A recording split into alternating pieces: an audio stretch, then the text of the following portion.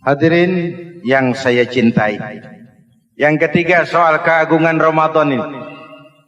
Di dalam bulan Ramadan ada satu malam yang bobotnya khairun min alfi syahrin.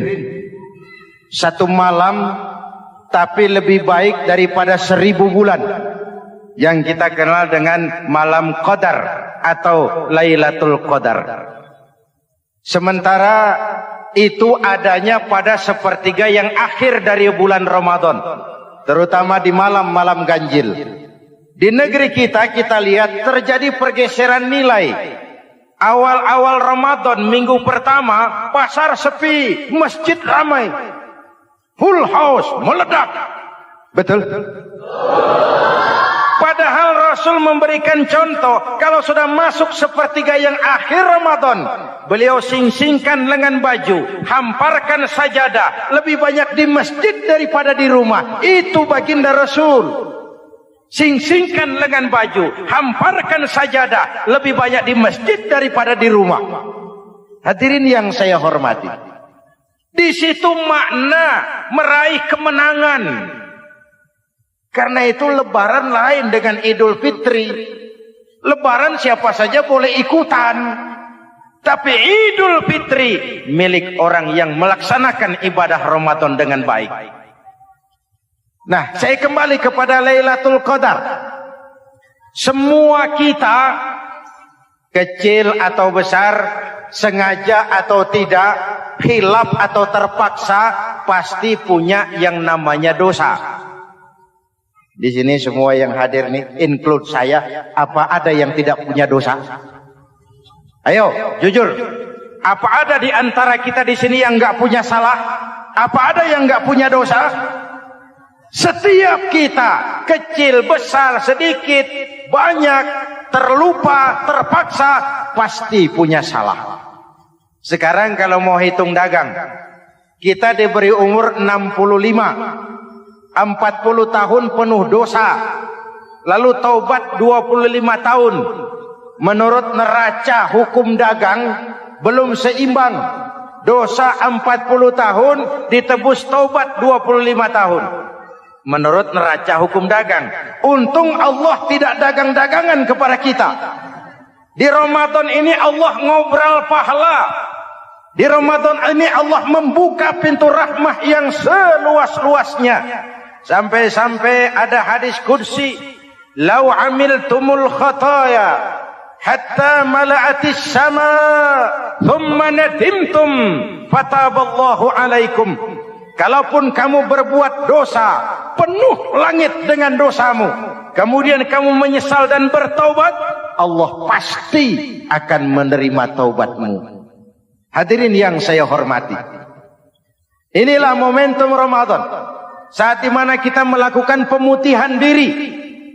Masih ingat cerita dalam kitab Durratun Nasihin? Saya ulang lagi cerita ini untuk sugesti.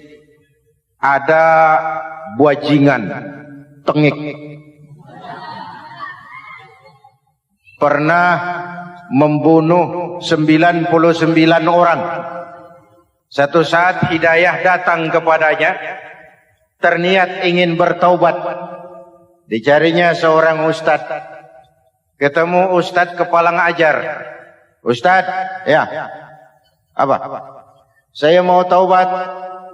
Diterima apa tidak taubat saya? Emangnya dosa kamu apa?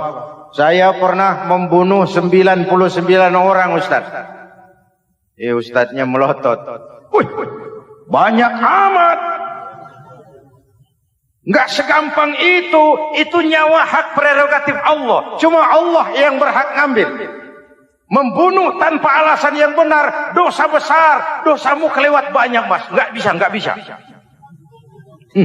Dia vonis lebih dulu kayak surga milik bapak moyangnya. Ini preman kita pikir, ini ustadz saya niat baik-baik, ngomongnya enggak enak. Daripada 99 tanggung, saya lempengin aja nih urusan dah. Dibabat lagi ustadz, tamat. Selesai, pas, cepet. Niat taubatnya masih terus. Dia mengembara sampai ketemu seorang ustadz yang bijak. Waalaikumsalam Ustadz. Salam. Ada apa? Ustadz, saya mau taubat, diterima apa enggak sih? Oh, sebelum mentari terbit dari sebelah barat, sebelum napasmu sampai di tenggorokan, Allah akan menerima taubatmu. Boleh jadi dosamu besar, tapi ampunan Allah lebih besar dari dosamu.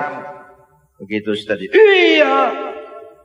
Cuman ngomong-ngomong dosamu apa sih?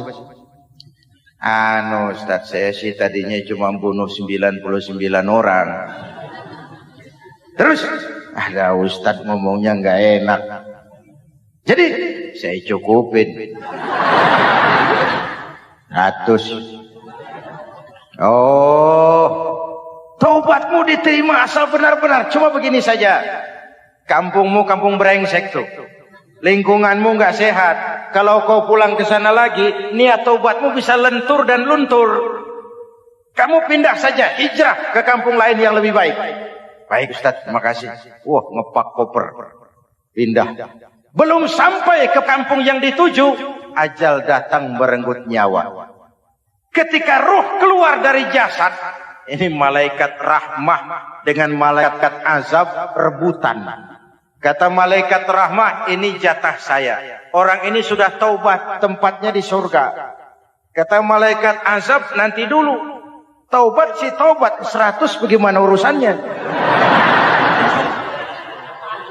Bertengkar. Akhirnya Allah mengutus malaikat Jibril, kau adili.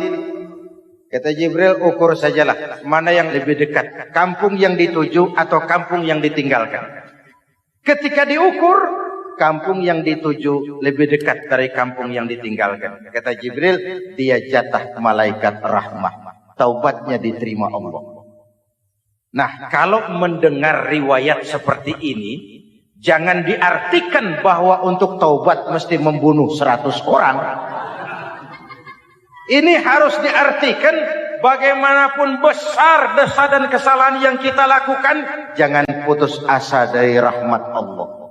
Sebaliknya, bagaimanapun banyak kebaikan yang kita kerjakan, jangan puas hati dan sombong diri. Kita belum tahu akhir perjalanan hidup ini. Kita hanya berbuat dan berbuat. Kepastian itu haknya Allah. Ada yang masuk neraka karena menyiksa kucing. Ada yang masuk surga walaupun sudah membunuh 100 orang. Bahkan kalau nanti saudara di surga ketemu orang-orang soleh, saudara nggak usah kaget. Itu memang tempatnya di surga. Saudara akan kaget nanti kalau di surga ketemu pelacur. Pelacur masuk surga.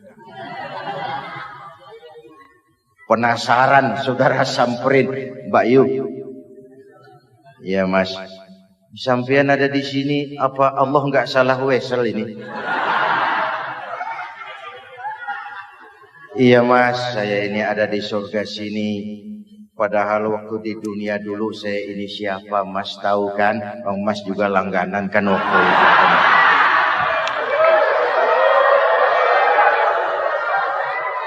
Tapi terus terang saja Mas, waktu di dunia itu saya terpaksa betul. Sejak lahir saya sudah yatim piatu. Sejak kecil sudah yatim piatu. Ada tetangga saya muslim sedikit kaya, tapi pelitnya 17 setan. Akhirnya demi tuntutan perut saya merantau ke kota besar. Ada yang nolong, katanya kerjanya ringan, uangnya lumayan. Apa? Ya itu. Demi sesuap nasi saya lakoni. Satu malam saya lagi berangkat dagang, lewat masjid Baitul Ihsan. Ada ceramah, saya dengar dari jauh, ustadznya pidato, katanya Allah berpesan, "Lau amiltumul khataya hatta mala'atis sama, thumma nadimtum, fataballahu alaikum." Kalaupun kamu berbuat dosa penuh langit dengan dosamu, lalu kau menyesal dan bertaubat, Allah pasti akan menerima taubatmu. Mendengar hadis itu mas, berlinang air mata saya. Terbayang dosa-dosa yang pernah saya lakukan. Terbayang orang-orang yang pernah menanamkan modal asing.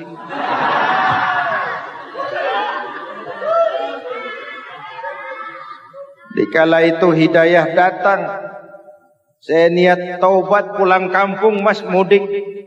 Lagi ngepak koper mau mudik, tamu datang, saya bilang mulai malam ini saya berhenti dagang.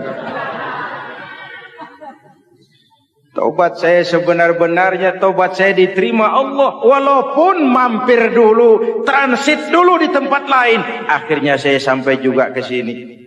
Inilah Ramadan. Orang baik bukan orang yang tidak pernah salah, karena tidak ada orang yang tidak pernah salah. Orang baik kalau dia berbuat salah, dia segera sadar, dijadikannya sebagai pelajaran untuk tidak diulanginya lagi di masa yang akan datang. Maka Nabi berpesan, tuba liman syaghalahu aibuhu an uyubin nas. Beruntung benar orang yang kekurangan dirinya menyebabkan dia sibuk sampai tidak sempat mencari-cari kekurangan orang lain. Tapi celaka benar orang yang terlalu sibuk mencari-cari kekurangan orang lain sampai lupa dengan kekurangan dirinya sendiri.